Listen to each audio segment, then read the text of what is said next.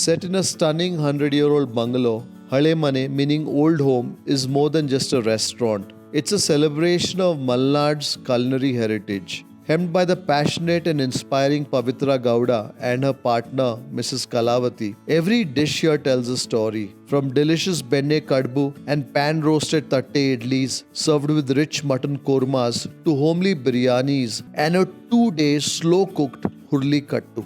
ಅದು ತುಂಬಾ ಬೆಂಕಿ ಒಲೆಲೆ ಬೇಯಿಸಬೇಕು. ನಾನೊಂದು 50 kg ಬೇಯಕ್ಕೆ ಹಾಕಿದ್ರೆ ನನಗೆ 2 days ಬೇಕು ಅದನ್ನ ಬೇಯಿಸಕ್ಕೆ. 2 days. 50 ಕಿಲೋ ನಿಮ್ದು ಹುರುಳಿಕಾಳು ದೊಡ್ಡ ಪಾತ್ರೆ ಹಾಕಿ. ಸೊ ಹುರುಳಿಕಾಳು ಬೇಯಿಸಿ ಮತ್ತೆ ಅದು ಹುರುಳಿಕಾಳು ತೆಗಿತೀರಾ? ಅದು ಕಾಳು ತೆಗೆದು ಹಸುವಿಗೆ ಹಾಕ್ತಿವಿ. ಅದರ ರಸನ ಕುದಿಸಿ ನಾವು ಈ ತರ ಮಾಡ್ತೀವಿ sir. Wonderful.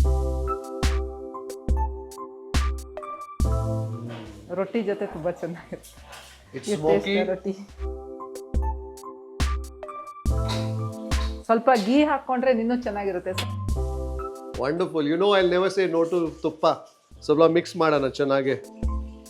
O what is happening here madam? ಏನು ಮಾಡ್ತಾ ಇದ್ದೀರಾ? Red and chutney. Oh the ಚಿಗ್ಲಿ chutney is also being made here. When you taste that chutney, you won't even realize there's red ants in it. Just like any other spicy sour chutney. I want to taste this Huralikattu first.